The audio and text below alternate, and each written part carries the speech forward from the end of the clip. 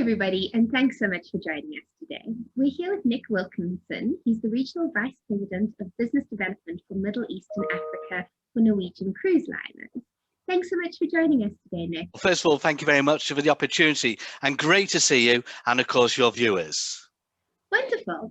So Nick is with us today, and we're talking about what NCL has been up to in the last year during the pandemic, and specifically about a new cruise liner docu-series that they have brought out. So Nick, maybe you can tell us, what is the docu-series? Why did you guys put it together, and how do viewers tune in? Absolutely. We're very excited about the series Embark. In these times, we wanted to create a platform that allowed us to engage with our guests and partners and take them with us on the journey of our great cruise comeback. The series really does pull back the curtains on the passion behind Norwegian Cruise Line. It shows us how we're getting ready again to set sail and how we've been working on enhancing our health and safety protocols. And above all, sharing personal experiences from our crew and partners on how they've spent the past months. People from all over the world can watch the series on ncl.com/embark. And the first series is there on demand, with the second series being aired on the 21st of May. Well, it's a really fantastic. I've had a look at the first episode, which has come out, and it really speaks to if you've got pent-up demand and you're missing out on traveling and cruising, it's a wonderful series to watch, and it really does shed some light on the shows that NCL has on board, and putting everything back together again, and the cruise ships and what everybody's been doing to prepare for the cruising comeback. So as Nick mentioned, it's called the Great Cruise Comeback, and there are a number of new safety, health and safety things that have been put in place to prevent the spread of COVID and just to ensure the overall safety of guests. Maybe you can tell us a little bit about what has been happening to ensure guests are safe. Yeah. You know, in these times, health and safety of our guests and their crew is paramount. So over the last year, our team have been dedicated in exploring all the opportunities of how we can, safely resume our operations. We've had learnings on the science and guidance from leading experts in the field, and guidance in evaluating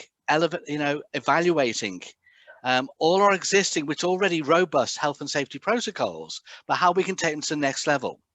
And we've introduced a new Sail Safe Health and Safety program, which will guide us through the relaunch and keep measuring and backed by the science-backed measures we put into play. There's three core pillars that I think are quite critical that we talk about to your actual guests. The first one is the health and safety of our guests and crew. For our first sailings, all guests and crew are fully vaccinated.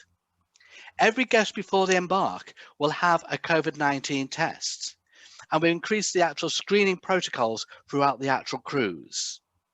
We've looked at the safety on board, and we've introduced medical air filtration systems, increased sanitation, and enhanced medical resources.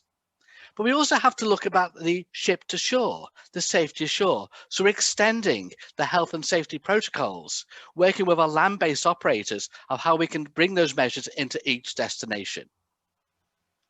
Okay, super.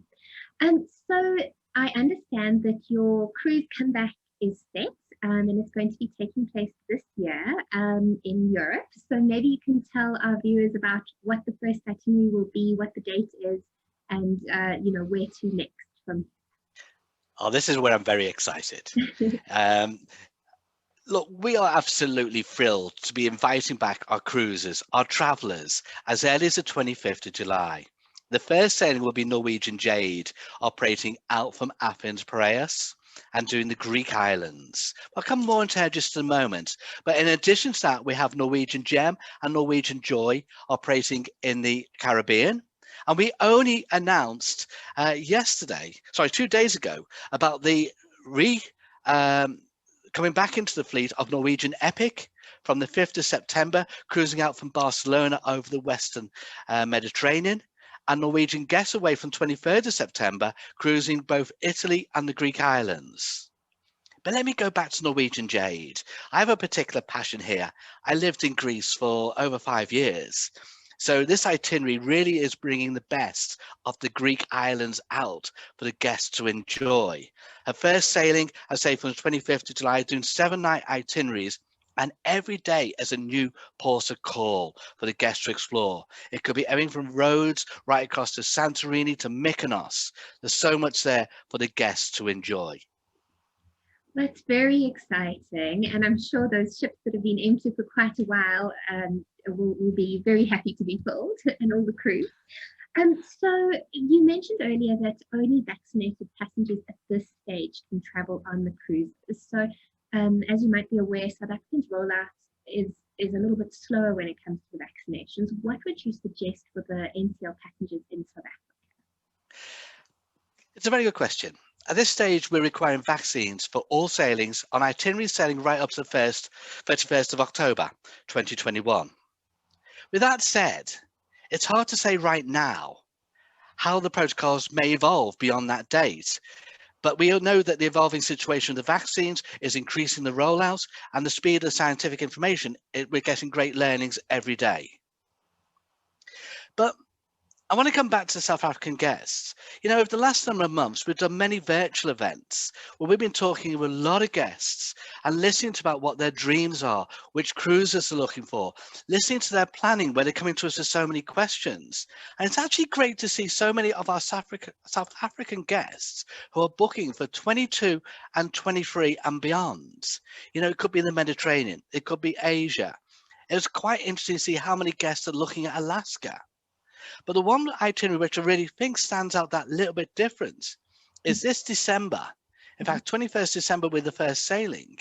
We'll be sailing for the first time round trip out of Cape Town, where we're going to be doing 12-night itineraries, really extraordinary journeys that include Namibia and, you know, the incredible, spectacular coastline of Namibia and South Africa, with ports of call, in fact, overnighting in Richards Bay, overnighting in Cape Town, and going up to like Walvis Bay, Durban in the itinerary itself.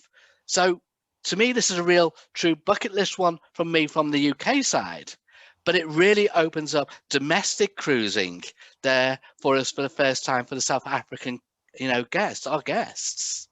So we're very, very excited about that. So looking forward to welcoming all the South African guests on board those particular sailings. And if you can't do December, January 22, don't worry, the ship is back in December 22, going right into 23 with more sailings. But the one thing I would say is the market, as you rightly said a moment ago, has got so much pent-up demand that we're seeing 2022 selling so well already. I'd urge the guests to book early to avoid disappointments. Okay, well, that sounds like a great solution. While maybe we might not be on the 25 July sailing immediately, there is a long pipeline of exciting cruise itineraries for South Africans to choose from, and lots at home, closer to home, for us to consider, with less travel restrictions and complications, and easier to get on. So that sounds wonderful. And Nick, thank you so much for talking to us. I really appreciate your time and time to chat with your viewers there. And we look forward to welcoming on board Norwegian Cruise Line in the near future. Thank you very much.